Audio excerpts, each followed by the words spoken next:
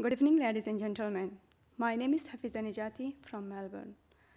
I would like to first thank CareerSeekers for making it a reality for me to speak here tonight about the story of my life. And I would also like to pay my respect and acknowledge to the traditional custodians of the land on where we meet, and to pay respect to the elders, both past and present. I was born in Afghanistan in minority ethnic group known as Hazara. We had been subject to systematic persecution in Afghanistan throughout its history. I haven't remembered much about my homeland, except the dark night filled with fear when my family and I fled to Pakistan in 1999. Pakistan became a new hope and a new home for us. It provided us the basic security to survive and the opportunity to go to school. I really enjoyed school, and I even took extra classes over the winter holidays. Sadly, when I was 9 years old, my father passed away. My family lost the consistency we had begun to enjoy. My mother was suddenly left to look after 4 children. I cannot forget my mother's tireless struggle. She worked days and nights to provide us a better life in male-dominated society. She does not have any education, but she knows the importance of education. As she always says, education paves the road to brighter and better future rather than the nightmares of the past. After completing my secondary school, I started studying in a high school. High school is supposed to be one of the best moments of your life, yet it was one of the worst moments of my life. My first year in high school was coincided with the ethnic cleansing of Hazaras in our adopt home in Pakistan. Our life in Pakistan was suddenly little different to the one we left in Afghanistan. Every day when I left home for school, I carried with me the fear of being next target. Most businesses were closed and movements were restricted for the members of my community. I am lucky that I am here tonight recalling those bad old days.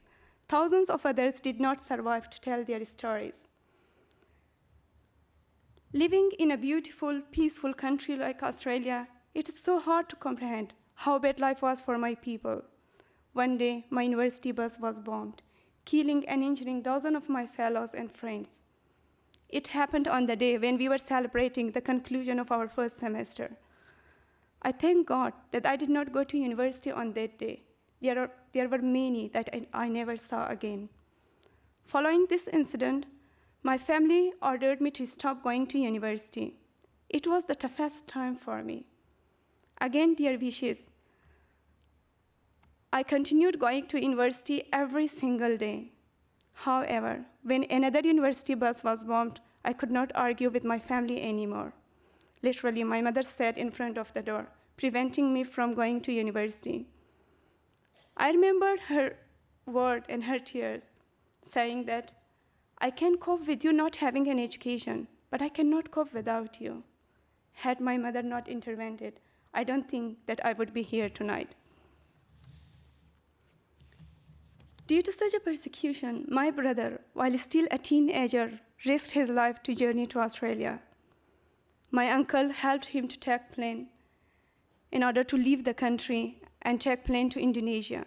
He spent a week in Indonesia, in waiting and hiding to be put to Australia. We knew the danger of his journey, a leaky boat and a treasure sea, but the journey offered an escape from the death. Luckily, after 5 days, he made it safely. But it would take 4 years before we could see him again. It was a terrible time for me sitting at home, but after 4 months, my brother shared the good news that we could join him in Australia. We would be refugees a second time. My family and I arrived here in May 2014.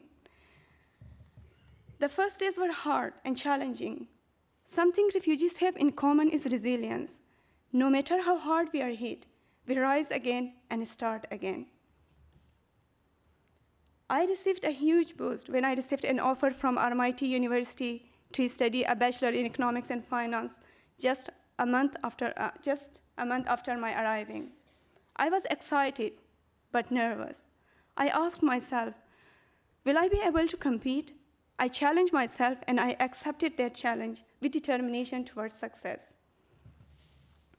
However, after starting my studies, I began to worry about my career. It was a serious concern for me. I had no work experience. With this being constantly in my mind, I was glad to hear about the Career Seeker through one of my friends, Shamsia, another intern who is also here tonight. And I'm also glad to share that I no longer worry about my career. Since 27 June, I have been working as intern in IAG in their finance section. Every task and every day of my internship experience has been a life-changing lesson for me. Meeting and working with such a professional individuals and groups in IAG further motivates me towards my goal to be an active citizen and contribute to the well-being of this wonderful country rather than being burdened on it. I'm determined to contribute back to the well-being of this wonderful country. I would like to finish with two very important thank yous. First, to IAG for giving me this wonderful opportunity. I cannot express enough gratitude for what this opportunity means to me. Second, to my family. میخواهم از همه اعضای فامیلم تشکر کنم، خصوصاً مادر مهربانم که زیباترین نمونه ایثار و فداکاری است و فداکاری‌های او را هرگز فراموش نخواهم کرد. و افتخار میکنم که امشب در جمع ما حضور دارد و حاصل آن همه زحمت‌هایش را به تماشا نشسته است. تشکر مادر جان. Second, I would like to thank my family, especially my mom who is here tonight. Mom, thank you for your devotion to our family. Thank you for your commitment to our education.